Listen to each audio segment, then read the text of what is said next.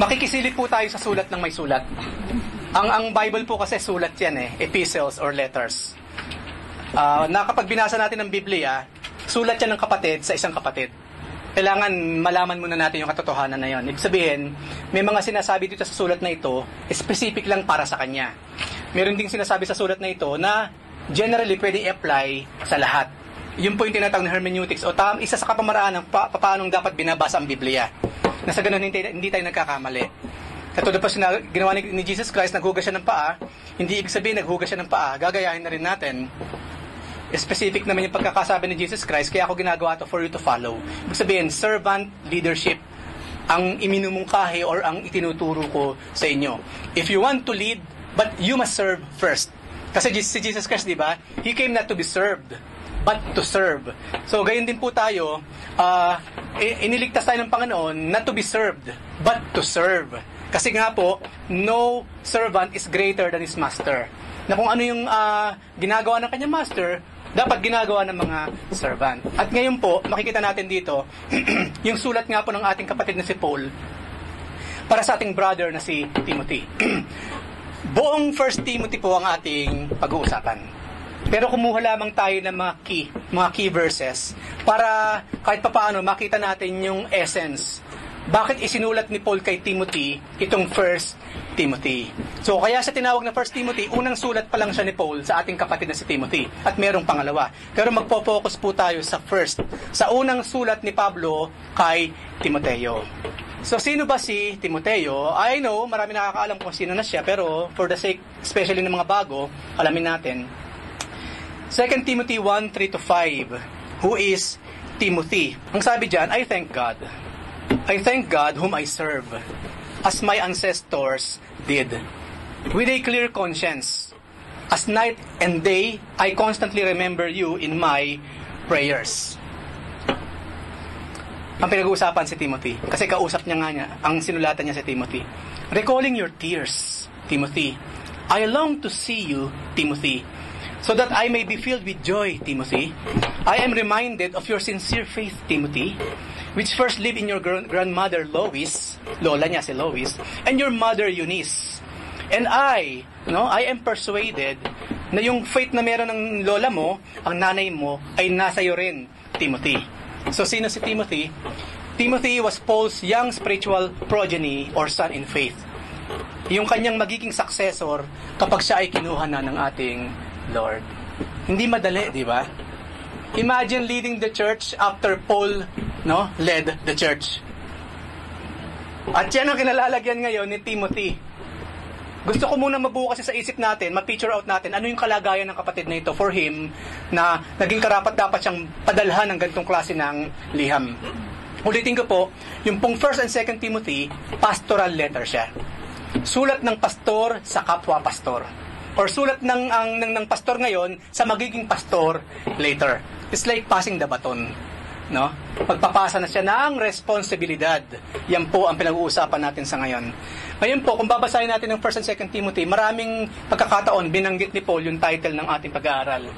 And that is, Trustworthy Saying. Ano ang unang charge ni Paul kay Timothy? A charge to oppose false teachers. Yung kaagad, antimano. 1 Timothy 1:3-11. Again, kausap niya si Timothy. As I urged you, when I went into Macedonia, stay there in Ephesus, so that you may command certain people not to teach false doctrines any longer, or to devote themselves to myths and endless genealogies. Bakit naman po, Pastor? Such things promote controversial speculations. Mga wala namang kapupuntahang mga bagay-bagay. Puro controversy lamang sa spekulasyon. Hindi naman nakakapag-advance ng God's work, which is by faith. The goal of this command, nilinaw niya, kasi baka may magtanong ano naman yung pinapasabi niyang Paul na yan? Kasi po hindi lahat ng mga churches ang ayon kay Paul. May mga born against sa kanya. Sa loob ng simbahan. Meron pa nagpaparatang, si Paul naman ginagamit yung fund ng simbahan Yes, meron. Akala ninyo napaka-perfect ng church life ni Paul? No, it was not. Pinararatangan siya. tamad naman yung Paul na yan kaya may kinakain yan kasi kinukuha lang sa buslo. Ganyan yan mga panahon niya. Kung babasahin yung lahat ng epistles niya, laman yun. Meron pa nagsasabi kay Paul, hindi naman talaga apostol yan. 12 lang apostol, no? Sa Book of Acts, kung mga nawala na si Judas, si Matias nang pumalit, tapos sasabihin niya, apostol siya. Tingnan niyo yung mga paratang kay Paul.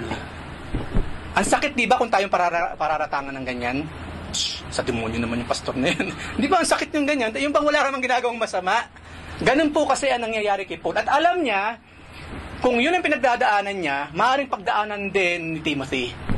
Love ito, Timothy, kasi maaaring kapag sinabi mo itong utos ko sa mga kapatiran, iba na naman ang isipin nila. No, this is love, which comes from pure heart and good conscience and a sincere faith. Yes, meron pa rin konsensya ang mga Kristiyano.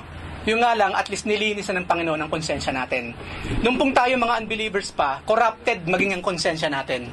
At ang example nga po natin, yung mga magnanakaw, sabi ni Jesus Christ, kayo nga, mga magnanakaw kayo Isipin yung magsalita si Jesus Christ. Kayo nga, kasasama ninyong tao, magnanakaw kayo Pag humingi ba ng tinapay anak ninyo, bibigyan nyo ng ahas? Hindi, di ba? May konsensya pa rin sila kahit mga magnanakaw yan, mga murderers. May konsensya pa rin. Kaya lang corrupted kind of conscience. Konsensyang minana kay Adan sa kay Eva. Gumagawa ng mabuti, pero yung ginagawa niya out of kasamaan din naman. Robin Hood style. Nagnanakaw ka sa isang mayaman para meron kang maitulong sa mahirap. Hindi yan ang estilo ng Biblia ng Lord, no. Walang manggagaling na mabuti sa kasamaan. Wala, mga kapatid.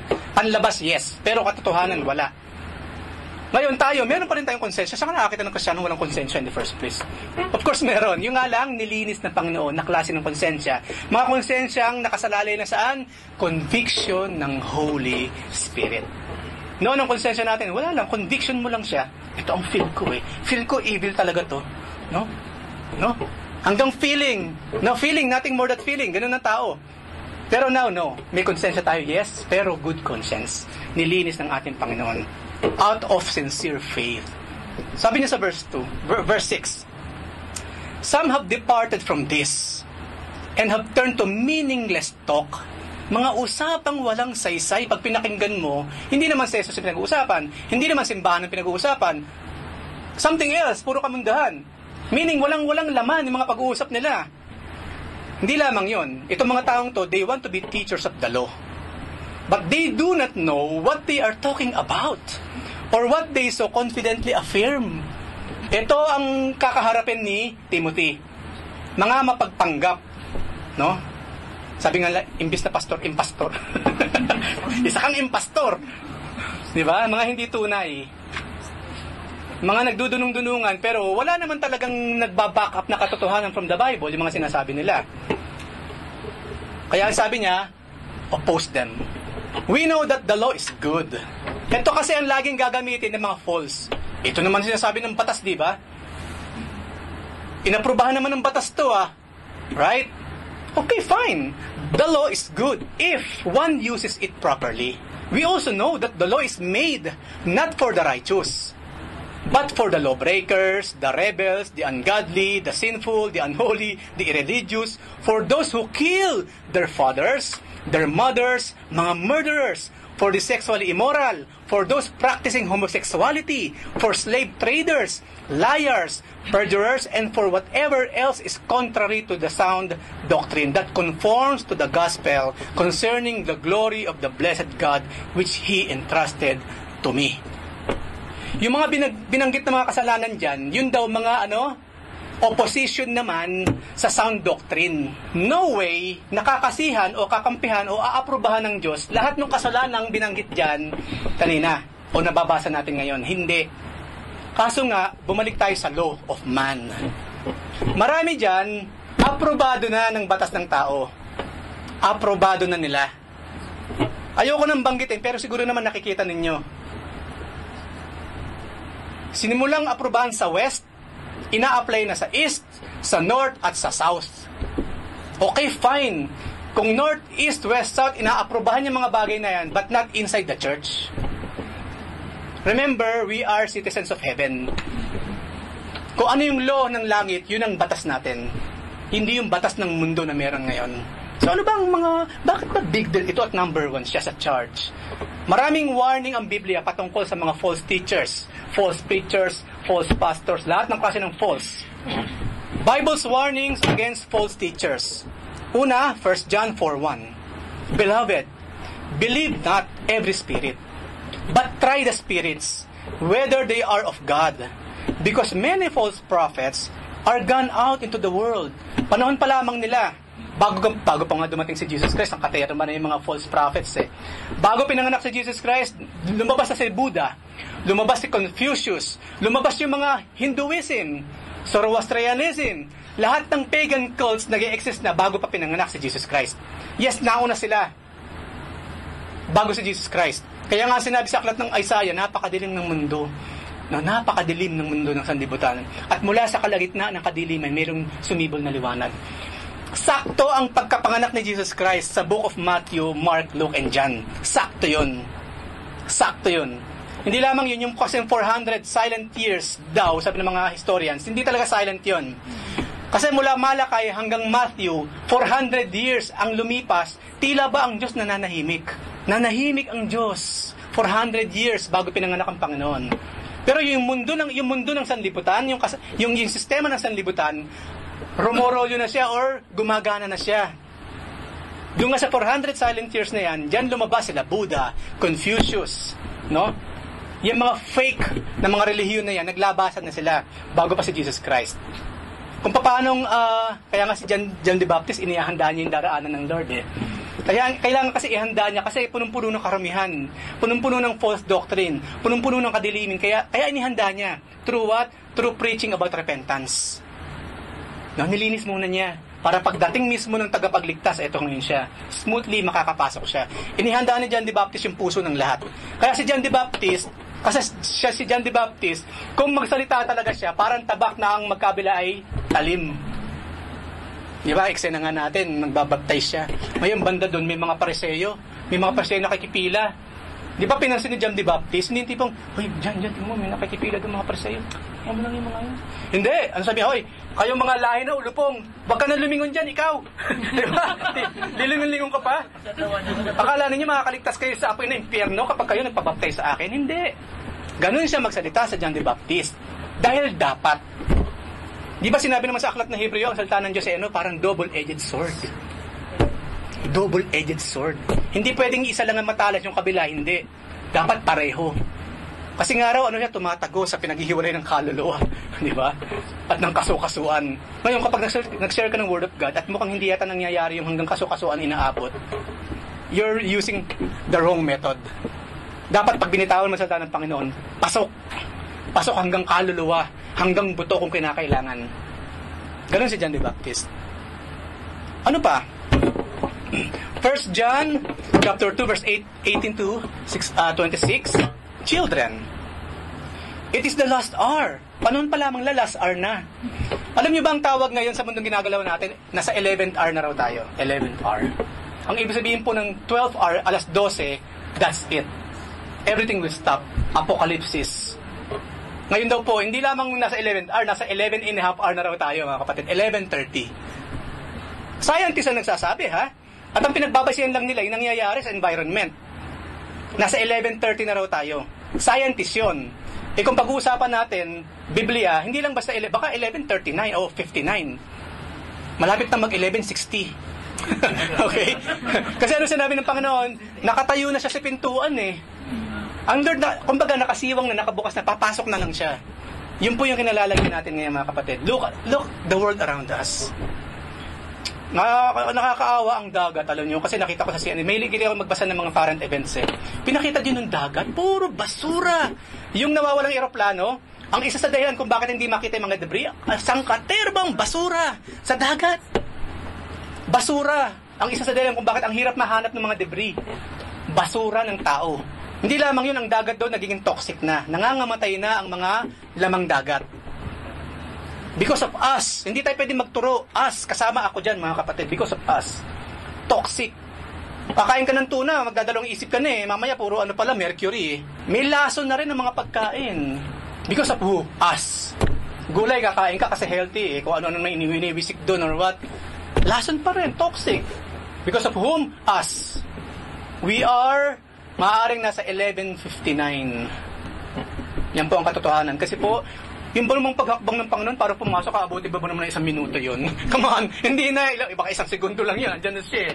Ang sabi sa Biblia, nakatayo na siya sa labas ng pintuan. At yun ang sinasabi dyan, children, it is the last hour, dun pa lamang sa panahon nila, 2,000 years ago. And as you have heard, that Antichrist is coming. So now, many Antichrists have come. Therefore, we know that it is the last hour. Habang dumadami po ang false religions, false prophets, false teachers na mga kalokohang ginagawa ng mga Christian denomination na naturingan, yun ang isa or matibay na katibayan na malapit na ang pagdating ng ating Panginoon. At ang isa po sa naging karanasan mismo nila dyan, kasi katulad nito, grupo natin ngayon, may mga kapatiran umalis. Ngayon maraming kapatiran nalulungkot, ano ba yung kawawa naman tayo, hindi naman tayo ng mga kapatid. Brother John, Pastor John, bakit naman po sila umalis? Simple lang ang sagot niya. They went out from us, but they were not of us. Umalis sila kasi they really do not belong here in the church. Why? For if they had been of us, they would have continued with us. 1 + 1 = 2. Ganun lang kasimple. But they went out that it might become plain that they all are not of us. Mga hindi tunay na Kristiyano. Ano sabi natin? Kristiyano sa nguso, hindi sa puso. Biblical po yan, ha? Nasabi ng Panginoon, itong mga taong to, according sa aklat na Isaiah, kinukot ni Jesus Christ, they worship me with their lips, but their hearts are far away from me. Kristiyano sa nguso, hindi sa puso. At ganyan po yung kasi dyan. Hallelujah, praise the Lord. Lahat ng ministry para sa trumpo ginagawa niya, pero isang araw, hindi kasi sila makakatagal eh. Hindi makakatagal. Imagine, ang Lord kasi liwanag, ang buhay nila, kadiliman, mananatili ba sila sa liwanag? Aalis at aalis yan. Isang araw aalis sila. Patutunayan nila, they're not really Christians at all. Kaya nga, lagi nating admonitions about isa. I'm not saying na isa sa inyo, anti-Kristo or what. Pray. Pray na talagang tayong lahat, kasama po ako, talagang Kristiyano at hindi akala lang. Hindi sa nguso lang. Because, yun po kasing sinasabi sa Biblia eh. Hindi ko na sinasabi ng mga kapatirang parang mga kabuti o biglang nawawala na lang. Hindi totoong Kristiyano. I'm not judging, no? No? Ito po kasi nagawa lang sabihin kasi nangyari na siya eh. Pero let's pray. Pag-pray din natin sarili natin, Lord, I pray po, totoo akong Kristiyano. Hindi ako yung tipong nag-i-enjoy lang sa pagkain pag Friday. Gusto ko lang makita si sister or si brother pag Friday. Nakakatawa kasi yung mga messages pag Friday, Nawa, hindi tayo ganun. Totoo yung relasyon natin sa Lord. Okay? Nawa, totoo. Hindi lamang yon. 2 Timothy 3:5. Ang sabi sa 2 Timothy 3:5, having a form of godliness. Ganito raw yung mga taong hindi tunay. Meron silang form of godliness, but denying the power thereof, from such turn away. Sila pag tinig mo, pastor na pastor talaga, may tungkod pa. Kasi siyempre, meron pang ganun, di ba? Parang may balabal pa ng mga tupa. May kasama pang tupa sa loob ng simbahan para mukhang pastol talaga ang dating niya. No? Kaso hanggang panlabas lang. At maraming ganyang klase ng mga tao, pag tinignan mo, sa dating pa lang, evangelista na eh. Di ba? Di ba? Unang tingin mo pa lang, mukhang pag iganon na yung kamay niya, babagsak na ako or what. Kasi mga tao po naman, napaka-emotionally based. Puro appeal to, yung bang nakikita. Laging mga mahilig sa mga nakikita o nararamdaman lang for them to believe kung tama, kung totoo, hindi yung sinasabi o pinapakita ng tao. Kaya nga dito po, hindi nyo makikita may nangingisay sa harapan natin, mga kapatid. Anyway, pag-aaralan natin, marami sa inyo nang galing sa ibang mga simbahan at marami kayong hindi nakikita sa simbahan ito. Ipapaliwanag natin yan, unti-unti, dahan-dahan sa mga messages, sa mga Bible studies. But definitely, sinasabi ko sa inyo, what we're doing now, biblical. We will not do something extra biblical o wala sa Biblia. Okay? Unti-unti, dadahan-dahanin natin mga bagay na yan. So may mga tao raw, sabi ni Paul kay Timothy, huwag kang paladala sa dating. Hindi ko mo laging Amerikana, laging nakabarong, naglalaro ng basketball, nakabarong, kala mo naman, senador na siya. No, huwag kang titingin sa panlabas kasi ang Lord daw sa tumitingin sa puso, di ba? Ganyan daw yung mga taong yan. Hindi lamang yon. Ephesians 5:11, have no fellowship with the unfruitful works of darkness, but rather reprove them. Una, huwag kang gagaya sa ginagawa nila. Tapos tatalikod ka parang walang nangyari. Hindi sabi diyan, reprove. Meron kang active na gagawin matapos makita yung ginagawa nila in the dark. Hindi yung nakita mong may ginagawa sila sa dilim at nagkibik-balikat ka lang at umalis ka.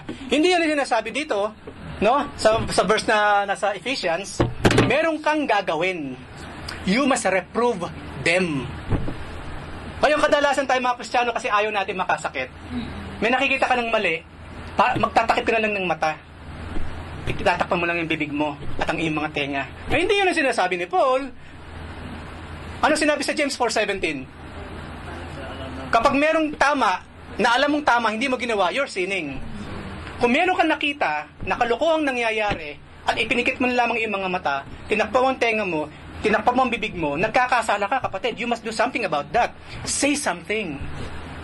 Say something. Hindi ako nagsasabi. We're just reading the Bible. 2 Peter 2:1. There were false prophets also among the people, even as there shall be false teachers among you, among us, who secretly shall bring in damnable heresies, even denying the Lord that bought them, and bring upon themselves swift destruction. Pag mayroong mga bagong dumadalo sa simbahan ito, mabuti na lamang wala tayong screening test.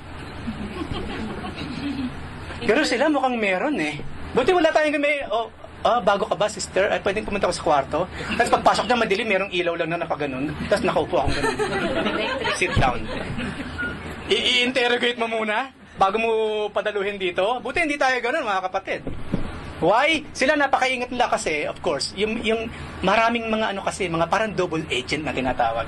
Papasok simbahan, walang gagawin kundi manggulo.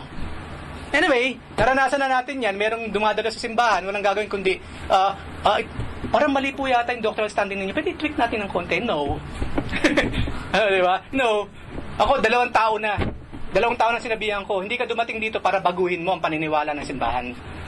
It's either for you to join and believe sa mga daratang mo mga paniniwala or leave. Leave. Umaalis naman sila ng kusa. Again, hindi kasi sila belong eh. Hindi sila kasama talaga. Of course, ginawa ko yun. Nung talagang dumating yung time, nakita ko ang titigas ng ulo ng mga ito. Kailangan nakakarinig sila, mga kapatid. Dapat nakakarinig sila. Na hindi lang makikita napaka-lame.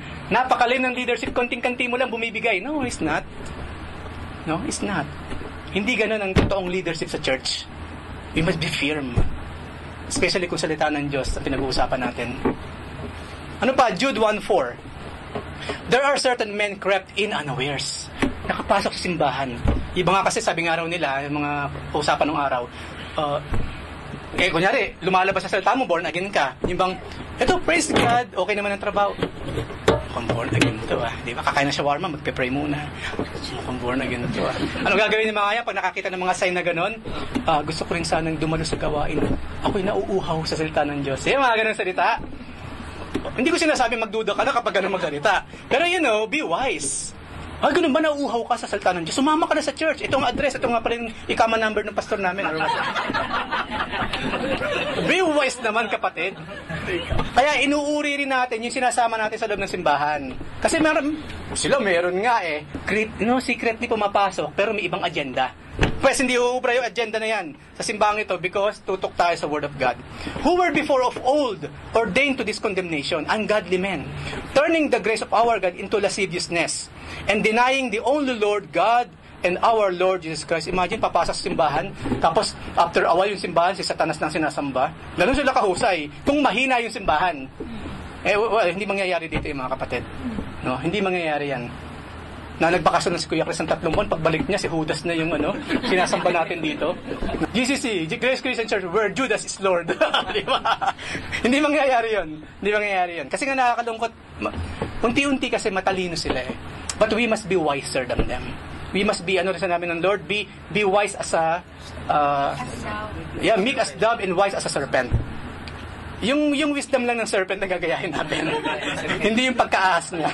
Yung talino lang niya ang gagayahin doon. Hindi lamang yon. Itong babasahin natin ngayon, mahaba siya because it's very, very important. Deuteronomy 13:1-5. If a prophet or one who foretells by dreams appears among you, among us, and announces to us a sign or wonder, and if the sign or wonder spoken of takes place, nangyari talaga siya, pero nung mangyari yung prophecy niya, at sinabi ng propeta after doon, let us follow after other gods. Gods you have not known, and let us worship them. Verse 3, you must not listen to the words of that prophet or dreamer. Kahit nangyari pa yung hula niya. Wag. Especially kapag iba na ang pinapagawa sa'yo. Ibang Diyos na pinasasamba at ginagawang tao si Jesus. Wag kang susunod. Bakit? In the first place, bakit nyo hinayaan, Lord? Because the Lord your God is testing you. It is for us. The Lord our God is testing us to find out whether we love Him with all our heart and with all our soul. It is the Lord your God you must follow, and Him you must revere. Keep these commands and obey Him. Serve Him and hold fast to Him. Ano po gagawin namin doon sa propetang ito? That prophet or dreamer must be put to death. Wala nang paligoy-ligoy. Diretsahan. Patayin. Diba? Bakit naman po? For inciting rebellion against the Lord your God. Simple lang, death. Bakit naman po? For inciting rebellion against the Lord your God, who brought you out of Egypt and redeemed you from the land of slavery. That prophet or dreamer tried to turn you from the way the Lord your God commanded you to follow. You must purge the evil among you. Purge. Yun po yung sabihin ng purgatorio. Purge. Sa purgatorio kasi yun ang ginagawa, pinupurge daw Pinupurge unti-unti yung mga kasalanan ng tao. At yun ang ginamit na word. Para bang bulate. Nakita na yung ginamit na word. Parang hindi tao pinag-uusapan Para insekto, bacteria, virus. Because yes, yung mga taong yan nagsisibing bacteria, virus. Sa pananampalataya ng mga anak ng Diyos. Ano dapat mong gawin sa virus, sa bacteria, sa mga bulate? Purge. Hindi sila tinatarato na tao ng Diyos. No. Nakakuha niyo ba yung weight na nararamdaman niyo yung bigat ng pagkakasabi, yung mga words na ginagamit sa Biblia? So ngayon nakita natin na marami pa, ilan lamang ibinanggit natin, na yung mismong Biblia nagsasabi, beware about these people. So yung unang charge ni Paul kay Timothy, oppose. Actively oppose false teachers. Kapag wala kang ginagawa, habang yung mga false teachers naghahayag ng maling katuruan, kapag wala kang ginagawa, makasalanan ka, kapatid. We must actively oppose them. Mga kapatid, hindi sinabi magkibig-palikat ka lang. Oh, brother, sabi nito, si Jesus, tao lang. Hindi, meron kang gagawin. Sabihin mo ang katotohanan. Ano ba't may bibig ka? Diba, sabi nga natin sa DCL, again sa James 4:17, kung alam mo na yung dapat mong gawin, hindi mo ginawa, nagkakasala ka, kapatid. Binabastos niya ang Diyos, ginagawa niyang tao, at nananahimik ka lang. Hindi ko mo sinasabing lulusubin mo sa bahay. Pupunta ka sa luneta, makikipagdebate ka doon. Maraming way. Ang point ko, hindi ka nananahimik. Sabi nga nila, kaya raw dumadami, nagpa-flourish ang gawa ng mga evil people. Kasi yung mga good people, walang ginagawa. Naniniwala ako doon. Paano hindi dadami ang magnanakaw? Una, wala naman nanguhuli sa mga totoong magnanakaw. Pare-pareho mga magnanakaw. Di lahat magnanakaw na. Ganun din sa atin, mga kapatid. Active opposition ang sinasabi sa Biblia, hindi passive. Ayaw mo na, siguro bago mamatay yan, tatanggap din yan. Hindi lang yan. Kung ligtas siya, ligtas siya. Hindi, hindi. No, you must do something about it. You must do something about it. So, next. Timothy is to fight the battle well. See, look at that. Kanina, you must oppose false teachers. Ngayon, meron pa tayo pinag-usapan ng battle. Lumaban ka sa digmaang ito ng mainam. 1 Timothy chapter 1 verse 18 to 20, Timothy, my son, I am giving you this command in keeping with the prophecies once made about you, so that by recalling them, yung prophecy about you, sinasabi ng Word of God about you, Timothy, you may fight the battle well. You must remember who you are. Kung ano yung disenyo, purpose ng Diyos sa'yo. Holding on to the faith and a good conscience, which some have rejected, and so have suffered shipwreck with regard to faith. Merong tinatag na shipwreck sa pananampalataya. At among them are Hymenaeus and Alexander, whom I handed over to Satan to be taught not to blaspheme. Siguro naman obvious sa inyo kung ano yung ginagawa ng dalawang to. Malaki ang possibility. Sila yung ginagamit ng kalaban to destroy the church at sirain ang reputasyon ni Timothy. Hindi lamang si Timothy, maging si Paul. Maaring sila yung naghahabi, naghihasik ng mga maling paniniwala o doktrina sa loob ng simbahan. Itong mga taong to, talagang by name binanggit ni Paul. Hindi blind item. Among them are si Juan at si whom I have handed over to Satan. Hindi walang blind item. Dinaretso niya itong dalawang kapatid na ito, specifically ito Alexander na yan, saka yung Himeneus na yan, ibinalato ko na kay Satanas. Okay, para hindi naman tayo masyadong harsh. Ang ibig sabihin dito, alam naman natin, kung ligtas ka, of course, wala nang kapangyarihan sa Satanas sa'yo. Satan cannot harm your soul kung talagang ligtas ka. Pero he can touch your physical body. Look at Job. Sabi ng Lord, sige, pwede mong galawin ang buhay niya, ang ari-arian niya, lahat. Ang katawan niya, but ang buhay akin. Ako lang mayroong karapatan sa kaluluwa ng isang tao, sabi ng Diyos. He can even use these entities to punish us. Meron bang hindi pwedeng gamitin ng Diyos? He's powerful. Ginamit nga niya si Satan kay Job actually, to test the faith of Job upang ipakita yung faith ni Job. At sa panahon natin ngayon, ganun din. Ang isa sa example natin dyan, halimbawa, mabisyo ka nga sa katawan. Naturingan ka Kristiyano, tapos mabisyo ka pa rin. At alam naman natin kung ano ba bunga ng bisyo sa katawan ng isang tao. Actually, yung vices, nilalason mo ang sarili mo, one stick at a time. One bottle at a time. One tungga at a time. You are killing yourself. Mahabang panahon mong pinapatay ang sarili mo at isang araw, mamamatay ka na lang. Yung kasi ang bisyo na tinatawag.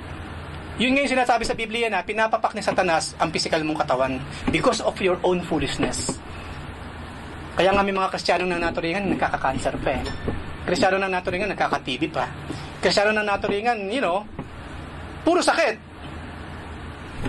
Right? Mag-isip din tayo, bakit tayo maraming karamdaman sa ating mga katawan? Ako, personal ko lang, malaki ang papel natin sa sarili nating kalusugan, mga kapatid. Do not blame Satan. Satanas, tanggalin mo ang aking high blood! Nilagyan ng demonyo ng taba ang loob ng puso ko, kaya masakit ang dibdib ko. Ano kinalaman nila? Siya ba naglagay ng taba sa artery mo? Tapos sasabihin mo, hindi, pinapakain ako ni Satanas ng mga matataba. Maawa ka naman sa naghahanda ng pagkain. Ano yung mga demonyo ba yung mga yan? Ikaw, tayo ang may kasalanan, mga kapatid. Ikaw ang naglalagay niyan sa bibig mo eh. Saan pupunta yan? Kung saan papasok yan, kung saan papasok sa loob ng katawan mo. So, napaka-elementary actually eh. No? Malit na bata, madaling maintindihan yan. I have handed over to Satan to be thought not to blaspheme. Sa ganun, kapag nakakaranas na sila ng physical ailment, dahil nga gawa rin naman ng kalaban, kasi kumbaga nabuksan sila eh. Nakabukas ang gates, yung 5 senses na sinasabi sa DCL. No? Nabuksan sila sa gawa ng kalaban, hindi man sila mapapasukan kasi may Kristo na, yun nga lang, yung physical body nila magagalaw. Okay? Kaya mag-iingat tayo. Kaya nga sa Lord's Supper, ganun na lamang ang warning, di ba? Yung mga kapatid na hindi naghihintay sa Lord's Supper, kita mo iniinom na yung juice doon, kinakain na yung tinapay. Aba, sabi ni Pablo, magkakasakit sa mga yan, kaya katabi ba nangamatay na yung iba? Di ba? Ganun ka big deal ang Lord's Supper sa Lord. Yung nga lang kasing Lord's Supper na ginagawa natin, hindi ganun talagang Lord's Supper eh. Sinimplify lamang natin ang mahalagang essence. Ang talagang Lord's Supper, kapag kumakain tayo ng sama-sama ng dinner, sa ngalan ng Panginoon, Lord's Supper yan actually. Supper nga eh, supper. Di ba? Eh, yung mga kapatid nung araw, hindi pa dumadating yung mga kapatid. Ubus na! No? Busog na kaagad. Gamitin ko yung term sa labas, yung mga masisiba. Hindi uubra yung ganon. Ginagamit ko lang yung term sa labas. Siguro, mas maganda yung matakaw na lang, sige. Masyadong maganang kumain. Okay? Kaya alam pa naman natin ang gluttony, isa sa 7 sins yan. 7 greatest sins, gluttony kasama. Matindi ang warning ng Biblia dyan, kahit yung ganyan lang, sobrang naman, nauna lang akong kumain eh. Hindi maghintay ka. Kasi gagawin natin ito sa ngalan ng Lord. Tapos pagdating namin, wala nang kanin, ikaw lang ang kumain. Nauubos mo yung isang saing dyan. That's wrong kasi mali siya. Hindi brothers keepers ang tawag kasi sa ganun eh. Rice keepers. Food keepers. Hindi brothers keepers ang tawag dyan. Yan, siguro naman nawala antok ninyo, di ba? Yan. Pampawala kasi ng antok yung tawa eh. Ano pa yung sinabi niya? Timothy is to uphold propriety in the church. Mga kapatid, alamin nyo si Paul, lahat nakikita niya sa loob ng simbahan. Agan hindi sinibang, parang wala nakita. Hindi ganun si Paul. Pag may nakita siya, sasabihin niya kaagad. Bigyan tayo example. 1 Timothy 2:8-15. Therefore, I want the men everywhere to pray, lifting up holy hands without anger or disputing. Dito makikita natin, bakit ano ba yung nakikita ni Paul? At sinabi niya, kailangan mag-pray, kailangan itaas ang mga banal na kamay, at dapat walang anger sa disputing. Bakit niya sinabi yan? Yun ang nakikita niya. Right? Hindi mo naman papansinin kung hindi naman yun ang nakikita niya. Yun ang nakikita niya sa mga kapatiran, sa mga kalalakihan. Yung mga kalalakihan, una, hindi nagpe-pray. Kaya sabi niya, mag-pray. Yung mga lalaki, manalangin kayo. Ano pa? Lifting up holy hands. Ipagamit mo ang kamay mo sa Diyos. Hindi yung, bakit ka nakaganyan, brother? Sabi ni Paul, i-lift up ang holy hands Diba? Hindi ganun yun. Of course, ginagawa natin yung kapag kumakanta, nananalangin. Pero yung sabihin nun, gamitin mo yung inyong lakas, yung mga kamay, to serve the Lord. At hindi lamang yun, dapat walang anger, walang dispute. Naisip ko tuloy, siguro yung mga lalaki ng araw, ganyan, gugulo Maaaring ganun sila. Kaya yun ang sinabi ni Paul. Ngayon, hindi lamang yung mga lalaki. I also want the women to dress modestly. Kala mo, makakaligtas ang mga babae kay Paul? Hindi, Magdamit ng maayos. Hindi maayos, sang-ayon sa sarili mo. Maayos in accordance sa Diyos. With decency and propriety. Adorning themselves not with elaborate hairstyles, golds, or pearls, or expensive clothes. Pero ano raw ang dapat na idamit ng babae? Good deeds. Appropriate for women who profess to worship God. Kaya nga sa Pilipinas nakakalungkot, diba? Mag-worship sa Lord, biglang pag nakaspaghetti strap yung nasa harapan mo. Panginoon! No? Naka-shorts. Pupunta ka ba sa Boracay ba? Punta mo? Sister mo ka naligaw ka yata. With due respect sa mga kapatid na sa Pilipinas, kaso nagkukulang sila dyan Meron tamang pananamit, especially sa loob ng simbahan. Hindi ko yung ano gusto mo isuot dyan, susuot mo. Sabi nga nila, kapag tinignan tuloy yung katawan mo, sa sobrang kapit ng damit mo sa katawan mo, kita mo na yung kidney. Nakabakat na yung kidney Super skinny ang mga suot, nakabakat na ang kidney, yung pancreas, kita mo na rin kahit paano. Hindi na kailangan ang x-ray. Hindi na kailangan ng x-ray, kita na siya. Sa sobrang, yung mga damit, hindi lang basta skinny, ultra micro skinny. Super skinny. Dati merong mini skirt, ngayon may micro skirt na. Susunod, no skirt at all. Tapos sasabihin, hindi po kasalanan yan umiinit ang panahon. Actually, global warming kasi.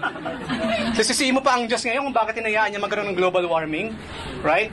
Walang kinaiban kay Adan. Sabi ng Panginoon, Adan, bakit mo kinain yung prutas?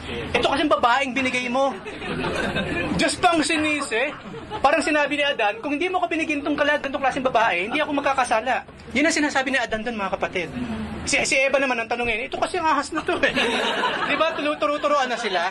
Turo-turuan. Wala man lang, sorry po talaga, Lord, I repent. Para po yung sinful nature, dito pa lamang sa Hardin ng Eden, maputol na, maging holy uli kami. Lord, we are repenting of our sins. Walang ganun, mga kapatid. That's why hanggang ngayon, ito tayo ngayon, kandahirap sa buhay. There and then, sa Hardin, dapat meron na kagad lumuhod, at ang dalawa ay lumuhod, at humingi ng tawad sa Diyos. At Panginoon, linisin mo uli ang aming puso, bumalik kami sa aming innocence or what. Walang ganun kasi, walang nangyaring ganun At panghuli nga si Satan ang kinausap. At wala na siya rin may tuturo, si Satanas. Diba? Ano pa? Hindi lamang yan sa pananamit, mga kapatid. A woman should learn in quietness and full submission. Papaliwanag ko yan mamaya. Si Paul ang nagsasabi, hindi ako, mga kapatid Again, tayo binabasa lamang natin ng Biblia. Hindi natin siya ito-twist to fit our own agenda or what. I do not permit a woman to teach or to assume authority over a man. Hindi siya pwedeng magturo over a man, hindi siya pwedeng mag-assume ng authority over a man, yun ang pinag-uusapan natin. Pero kung babae pinag-uusapan natin, pwede. She can teach over kapwa babae, she can take authority over kapwa babae. Pero sa lalaki, hindi. She must be quiet. For Adam, kasi may magsasabi, hindi, yung kasi ang kultura ng Israel nung araw Kahit ngayon yung mga Arabs, ganyan sila, di ba? Alam ni Paul na gano'n na magiging katwiran natin ngayon. Kaya sabi niya, hindi, bumalik tayo sa creation. Hindi pinag-uusapan dito kung Arab ang kultura ninyo, Filipino culture, American culture, West, East, South, North. Hindi yan pinag-uusapan natin. Kaya ibalik natin sa Genesis. Adam was formed first. Simple lang ang paliwanag ni Paul. Siya ang unang nilikha bago si Eva. And Adam was not the one deceived. Hindi si Adan ang naloko ng ahas. It was the woman who was deceived and became a sinner. Hindi po natin pinag-uusapan ng kultura, mga kapatid. Hindi. Kultura ng tao. We are talking about God's words. Kultura ng langit ang pinag-uusapan natin. At according sa kultura ng langit, hindi kultura ng tao, lalaki ang authority over a woman sa loob ng simbahan. But women will be saved through childbearing. Pagpapalaki ng maayos, iyon ang ministry ng babae. Doon sila mayroong authority. Pagpapalaki ng maayos ng mga anak, if they continue in the faith. Maayos man ang pagpapalaki mo sa mga anak mo, hindi wala ka namang faith sa Lord. Ano naman yung pinag-usapan natin kaligtasan doon? Wala, syempre. With faith, love, and holiness, with propriety na pinag-usapan natin kanina. Mga kapatid, I know, sa nakagisnan nating maraming Christian denominations, may mga babaeng pastor. May mga babaeng elders. I know, nanggaling ako dyan. But according sa Biblia, it cannot be. It cannot be. Again, hindi po natin pinag-uusapan ng kultura ng tao. Kung kultura pag-uusapan natin, magkakaiba tayong lahat. Pare-pare tayong Pilipino, pero ibang kultura ng mga Bisaya sa mga taga-Pangasinan. Right? But no. The Word of God transcends all cultures. All cultures on earth. Kaya pinag-usapan natin dito, kultura ng langit. At yun ang dapat masunod. Kaya kung mapapansin ninyo, wala tayong babaeng pastor sa simbahang ito. Wala tayong babaeng elder. Why? Because of this. Because of this. Ngayon, magbasa ka sa Biblia, kung meron sinasabing elder na babae, then okay, fine. Let's be fair. Pero deaconess, yes. The highest office na pwedeng makuha ng babae sa loob ng simbahan ng Diyos, deaconess. Yes. And you know what? Elder ka man, deacon ka man, pantay yan sa mata ng Panginoon, mga kapatid. That's the point. It's not really the title. Kahit hindi ka elder, kahit hindi ka pastor, pero ginagawa mo ang pananilbihan sa Panginoon, hindi mo kakailangan yung mga title na yan. So, hindi po mababa ang tingin natin sa mga babae, at hindi mababa ang tingin ng Biblia sa mga babae. Lahat ay pantay lamang sa mata ng Panginoon. Ngunit, dahil nga sa nangyaring ito, kaya nagkaroon ng ganyang hierarchy na tinatawag. So, kapag nakarating isang babae, naging deaconess siya sa isang simbahan, nasa rurok na siya ng posisyon. No, sa harap ng Panginoon, sa harap ng simbahan, sa harap ng tao. Pero sa harap ng Panginoon, nasa pinakamataas na na hill na pwede mong marating. Bawat isa sa atin. Kung meron kang question about that, pwede natin pag-usapan sa mga susunod na mga panahon. Ngayon, ano naman to, Paul? Bakit mo naman natin pag-usapan to? Bakit sa lalaki yun lang, tapos sa mga babae ganyang karami? Parang napaka-unfair ni Paul, ano? Why? Tapos hindi pa siya nag-asawa? Mukhang may galit talaga sa babae ng taong ito. No, it's not. Single blessed si Paul, mga kapatid. Niloob ng Panginoon na siya walang desire sa babae. At dapat kapag walang desire sa babae, dapat wala rin desire sa lalaki. No desire at all sa iba. Kasi sa panahon kasi natin ngayon, nakakalungkot, wala nang desire sa babae. Sa lalaki na nang meron desire. You know? How are your brother? Okay, pag nagyakapan talaga brother, tapos na ang kumustahan na nauso pa naman yung I love you nung araw. I love you, brother. Diba? Si Paul po, ulitin ko, walang desire sa babae, wala din siyang desire sa lalaki. Sino ang desire ni Paul? Jesus Christ, our Lord. Ako hindi ko maiintindihan yan kasi meron akong desire sa babae, mga kapatid. That's why I have a wife. Yan yung mga bagay na ako, personally inaamin ko, I will never understand. Kasi wala ako dun sa kalalagyanan ng tao. So, hindi po kung may mga kapatirang walang asawa, pinaparatangan na natin. That's wrong, that's judging, okay? Maaring single blessed pala yung kapatid. Okay, fair na ba yon? Kung meron sa inyong walang asawa at walang plano mag-asawa, walang mag-judge sa inyong mga kapatid. Okay, maaring single blessed kayo. Okay? Ngayon, why? Alam nyo, sa panahon natin ngayon, okay lang ba medyo mapahaba ako ng konti? Okay. Alam niyo kung bakit? Especially sa panahon natin ngayon. What is feminism? Alam niyo ba yung patungkol sa feminism? Laganap yan ngayon, especially now, on our time. Here, now on this planet. Feminism. What is that? Feminism is a collection of movements and ideologies that share a common goal. What's that? To define, establish, and achieve equal political, economic, cultural, personal, and social rights for women. This includes seeking to establish equal opportunities for women in education and employment. Walang problema dyan. Wala akong problema dyan, mga kapatid. Dapat lang talaga. Dito sa mga ito, equal ang babae sa lalaki. Ngayon nga lang, It is no coincidence that the rise of feminism in the 20th century paralleled an unprecedented push for female clergy in the Western churches. Ngayon, makakita ka na talaga, maging sa Anglican Church, yung bishop nila babae. Hindi nangyari kailanman yun. Yung mga posisyon niya yung panglalakihan, pero ngayon nangyayari na siya. For the first time in human history sa Anglican Church, meron ng babaeng bishop.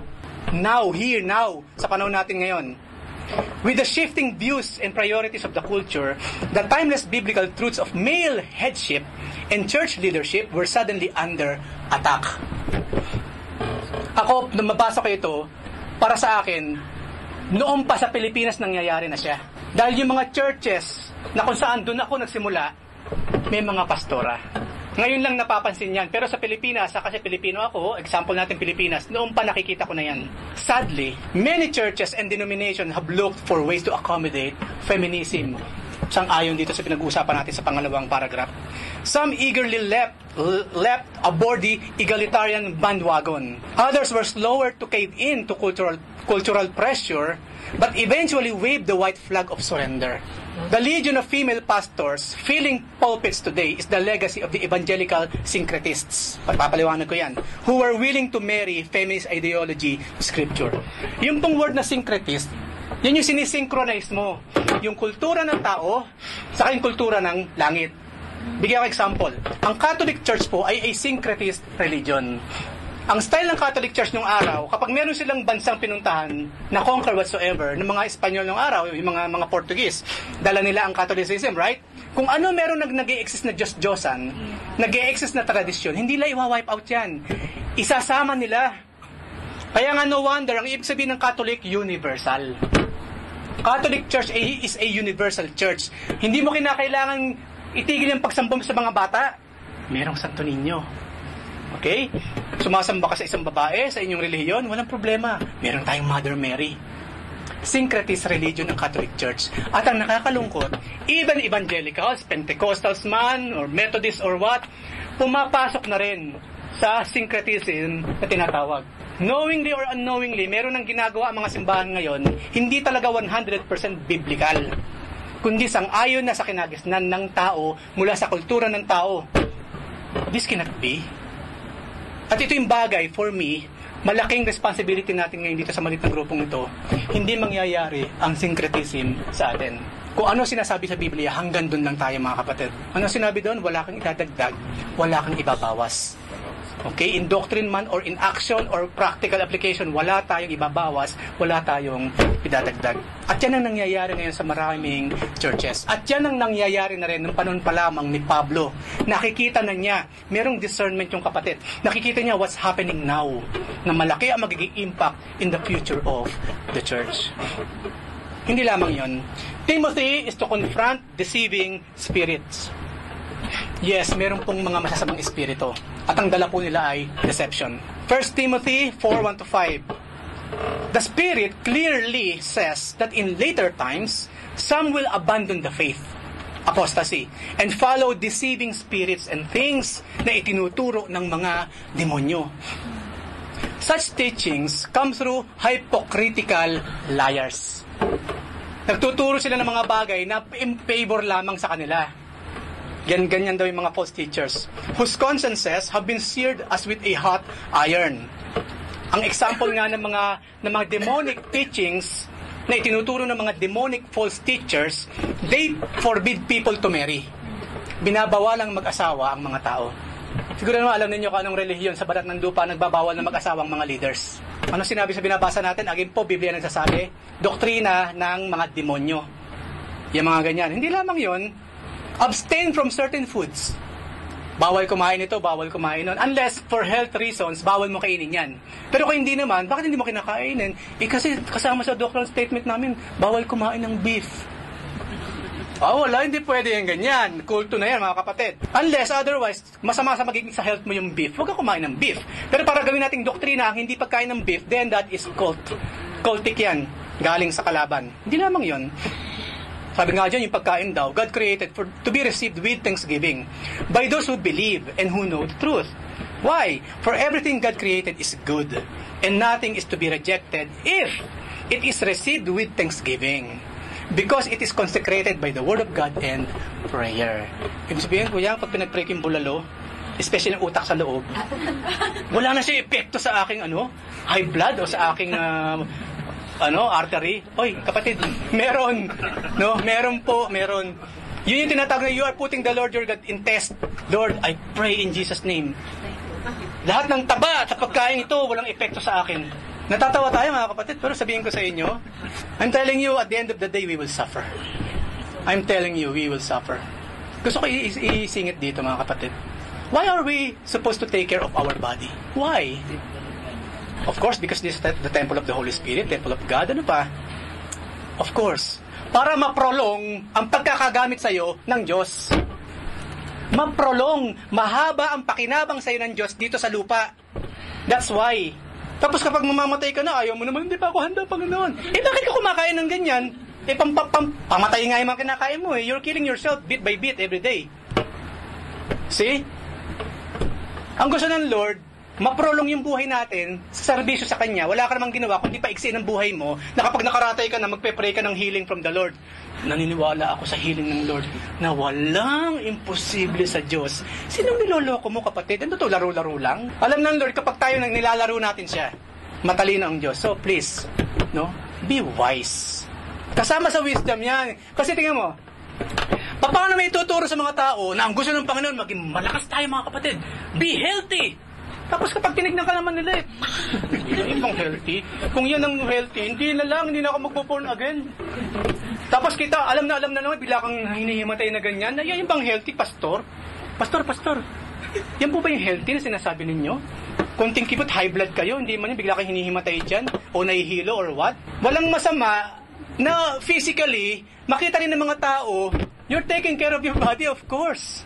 Why? To prolong yung service mo. Hindi lamang yan, hindi ka puro spiritual. Walang masama sa pagiging spiritual. Right? Pero hindi ba sinabi sa Biblia, walang masamang pakainin daw natin to take care of this physical body. Dapat lang nag-iisa yan. Pag nasira yan, wala ka ng kapalit. Wala kang mabibili na another body. Wala. That's it for you. Pakainin mo rin ang spirit. Ibig sabihin na sinasabi sa Biblia, pakainin mo ang spirito mo, pakainin mo rin ng tama ang iyong katawan. Because they go hand in hand. Hindi pwedeng dahil nanghihina ang physical mo katawan, kaluluwa, pumunta ka sa Bible study in my behalf. Hindi pwede. Kapag umalis ang kaluluwa mo, patay ka na. Pag umalis ang kaluluwa sa bahay, kasama yung katawan kasi. Kasama yung katawan. So please, ingatan natin ang nag-iisang mga katawan na yan. Kasi nga again, paano mong ituturo sa mga kapatiran ang health? Ang kalusugan. Kung ikaw mismo hindi ka malusog, anong karapatan mo? Pastor, umalis ka nga dyan, ako na lang dyan. Right? Hindi lamang spiritual ang pinag-uusapan natin, maging ang practical na buhay natin, kasama sa buhay ng Kristiyano. Kasama po yan. Kasama yan, mga kapatid. Susunod, Timothy is to be a good minister of Christ. Siyempre, hindi bad. 1 Timothy 4:6-7, alam mo, Timothy, if you point these things out to the brothers and sisters, you will be a good minister of Jesus Christ. Nourish on the truths of the faith and of the good teaching that you have followed. Have nothing to do with godless myths. Kalimutan mo na yung mga alamat na mga wala namang saysay. Old wives' tales. Rather, train yourself to be godly. Ang tao pa naman napakilig sa mga kwentuhan, yung pagalingan ng lolo, yung mga wala namang katuturan. Wala yun sa lolo ko eh. Lolo ko, lola eh. Diba? So, kailangan daw maging good minister of Christ by sharing ano man yung itinuturo ng Biblia. At hindi ka na nakikinig sa mga urban legends, sa mga kwento-kwentong wala namang katuturan. Kalimutan na yung mga yan. Dapat naging empty vessel na tayo sa Lord. Wala ka nang sinasabi, iniisip kundi yung sinasabi ng Panginoon sa'yo nung ikaw ay tinanggap na ng Panginoon sa kanyang kaharian. And of course, Timothy is to guard his integrity. Malaking bagay ang integridad ng isang tao. Kung wala kang integrity, walang magtitiwala sa'yo. 1 Timothy 4:11-14. Command and teach these things. Pag sinabing command and teach, actively, merong ginagawa si Timothy. Hindi lang siya, maraming salamat, Kuya Paul, Pastor Paul, sa golden nuggets of truth. Tapos na, wala kang gagawin, hindi mo lang i-share sa iba. Bakit daw Dead Sea and Dead Sea? Kasi walang outlet. Pag tayo, puro ka lang tanggap ng Word of God, wala kang mga outlet, hindi mo sinishare, hindi mo pinapasamuhay, para kang Dead Sea. Ang delikado naman, lumubo ka dyan, impatyo kalabasan mo. You must, share it. So, sabi dyan, don't let anyone look down on you because you are young. Kasi ibig sabihin nun, mga panahon na yan, siguro nung malaman lang si Pablo, malapit nang mamatay kasi nga-execute siya, siguro yung mga leader sa simbahan, si Kuya Chris na siguro, yan, yung mga elders, di ba? Sino kaya sa atin ang papalit? Si Apollos kaya? Or sino? Sino kaya? Tapos biglang si Timothy pala. Tapos si Timothy lumalabas, pinakabata sa lahat. Kumbaga, parang nayurakan ng dangal ng mga matatagal na, ng mga naturingang hindi lamang elder in faith, elder sa kanilang mga pisikal na mga edad. Yun ang sitwasyon. Huwag mong hayaan na ikaw maliitin nila because you are young. But set an example for the believers in speech, in conduct, in love, in faith, and in purity. Until I come, devote yourself to the public reading of Scripture, and to preaching and to teaching. Do not neglect your gift, which was given you through prophecy when the body of elders laid their hands on you. Ayun mga kapatid, kapag tayo pinag-pray, tandaan natin, you just entered a vow. Nagkaroon na kayong kasunduan sa Diyos, kasunduan ng Diyos, na regardless ano man mangyari, ano man tong gift na binigay mo sa akin, Lord, I will use for your glory. Kaya nga siguro narinig niyo yung mga preaching MP3s. Bawat Kristiyano, ang disenyo ng Panginoon, merong active ministry. At least one. Kasi walang Kristiyanong walang ministry. Walang Kristiyanong hindi minister. Walang Kristiyanong walang gift. Lahat po tayo may spiritual gift. Kaya nga po yung mga taon ng buhay natin sa paanan ng Panginoon, dapat binibilang yan. Lord, 20 years na ako. Ano po bang special ang gift mo sa akin, Lord? 20 years ka na, hindi mo pa alam ang gift ng Lord sa'yo? Hindi po nagkulang ang Diyos. At hindi ko rin sasabihin nagkukulang ang simbahan. I believe siya mismo nagkukulang siya. Sa Diyos, sa simbahan, at sa kanyang sarili. 1 Timothy 4:15 and 16. Be diligent in these matters. Give yourself wholly to them. Buo mong ibigay ang sarili mo sa mga bagay na ito so that everyone may see your progress. Sila mismo ang witness. Hindi mo yung kapatid na yan. 2 years pa lang yan. Biko na. At hindi lamang yun. Ang dami na niyang mga nagagawa sa loob ng simbahan. Kita kasi siya ng mata, mga kapatid. Nakikita siya. All of us are witnesses kung paano nagpapagamit at lumalago ang bawat isa sa pananampalataya. Okay? We have eyes. Kaya hindi ba nakakaya yung nakatatlong taon ka na, 5 years ka na, sitting ministry pa lang ang lalagyan mo. If there is such a thing. Di ba? Because there's no such thing in the first place. Kung ginawa mo yan, that's wrong. Kaya nga sabi niya, watch your life and doctrine closely. Bantayong maigi ang doktrina mo at yung pang-araw na araw mong buhay. They must go hand in hand. Walk your talk. Hindi ka pwedeng tumayo sa harapan, sabi mo, magpakabanal kayo mga kapatid, ikaw naman hindi banal. No! Hindi mo pwedeng sabihin sa inyong kapatid, oy kapatid, mag-commit ka naman sa Lord, tapos ikaw hindi ka committed. That is hypocrisy. Ganyan ang mga Pharisee, kaya ayaw na ayaw ng Lord. Mga hipokrito, sabi niya, kauhusay ninyo sa mga bagay na yun, tapos yung bagay na yun, yung ginagawa. Walk your talk, yun yung sinasabi ng Lord. God hates hypocrites, mga kapatid. Kaya nga merong 7 woes na binigay yung Panginoon against sa mga Pharisees. Watch your life and doctrine closely. Mga kapatid, kung anong buhay natin ngayon, supposedly, may kinalaman siya sa doctrine ng pinaniniwalaan mo. Supposedly, yung Word of God, which is the doctrine na pinaniniwalaan natin, doon ka namumuhay. Doon umiikot ang buhay mo. Ang problema kasi, ito ang buhay mo, dumating sa salita ng Diyos, ginawa mo ng palamuti. Naging label na lamang sa'yo, born again. Pero ikaw pa rin, ikaw, mula noon hanggang ngayon. Ginawa mo lang talagang parte ng buhay mo sa Jesus, hindi vice versa. Kailangan makasama ka ng Diyos sa kanyang kaharian, hindi hinila mo sa Jesus, dinala mo sa paraiso mo sa buhay mo. Diyan maraming nagkakamali. Kaya nga sinabi sa Biblia, we must be changed. Merong malinaw na pagbabago sa buhay mo. Kung sino man daw ang nakikristo, isa ng bagong nilalang. Ngayon, kayo mismo isipin yung sarili ninyo.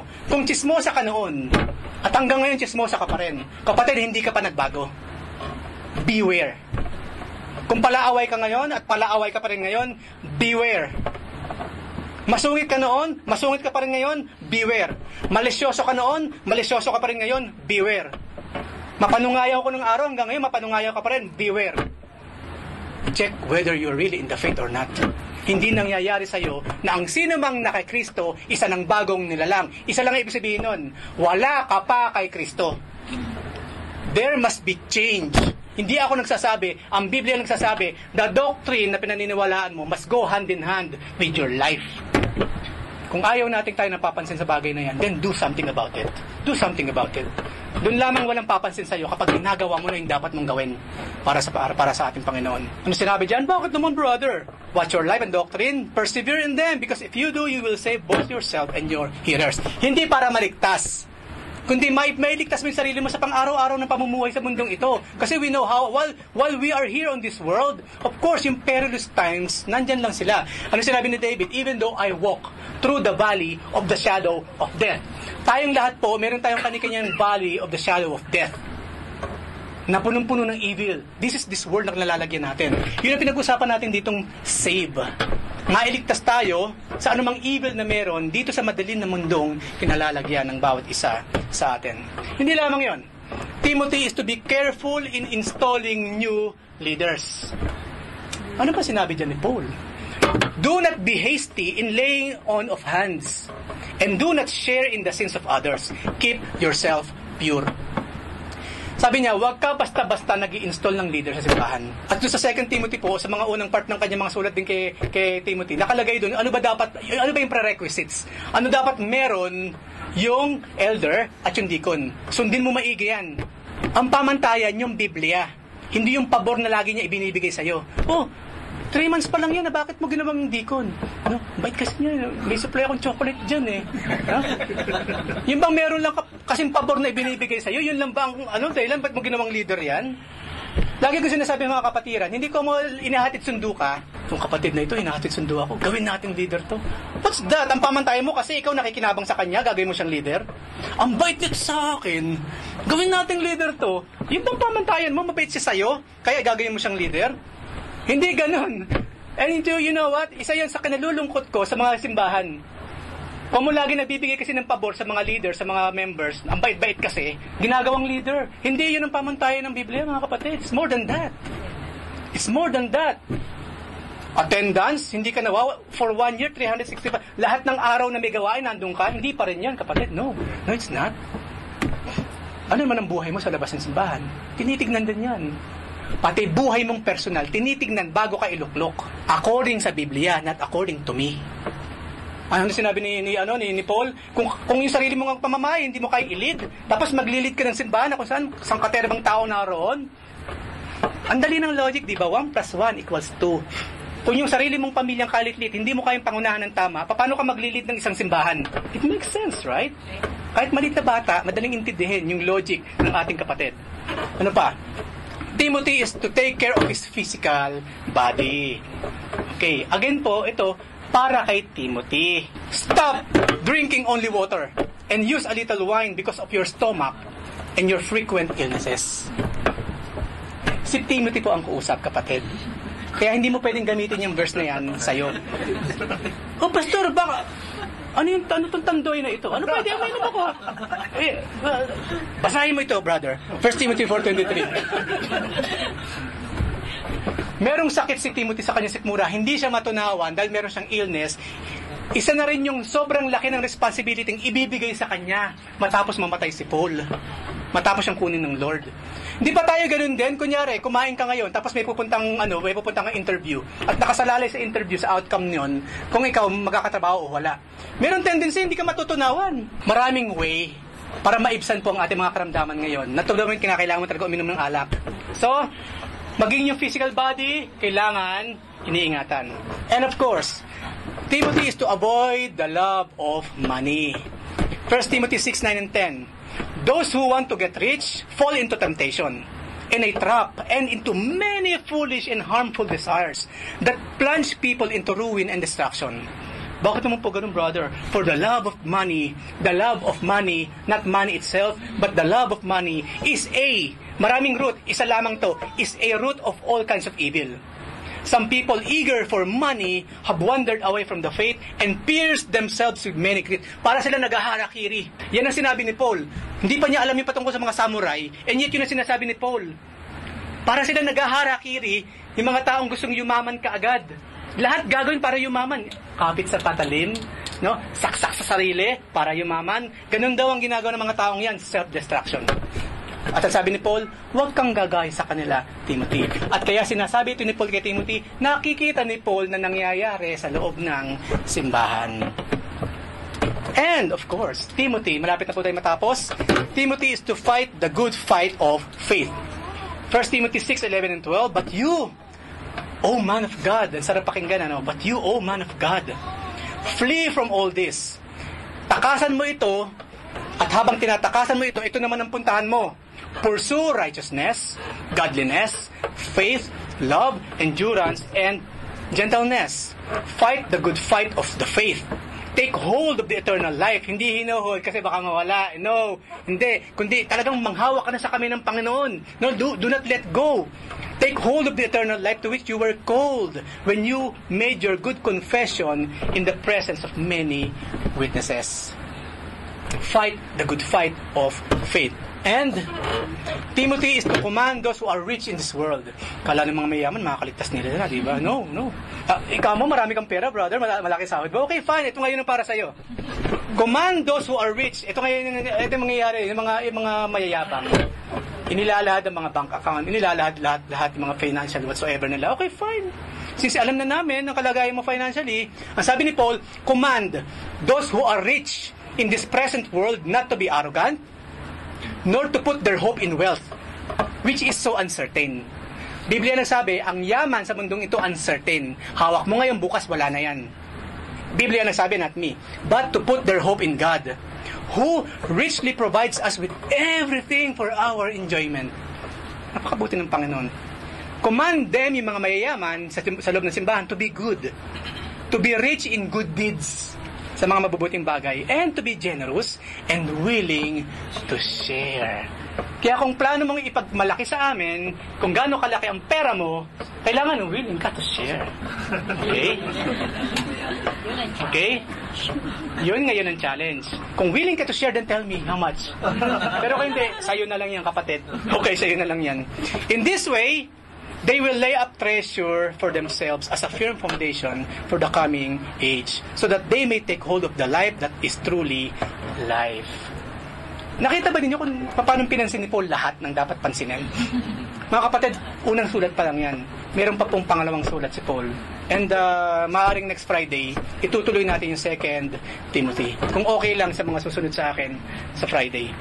So in conclusion, self-explain naman yung mga verses, di ba? In conclusion, we must guard what God has entrusted to our care.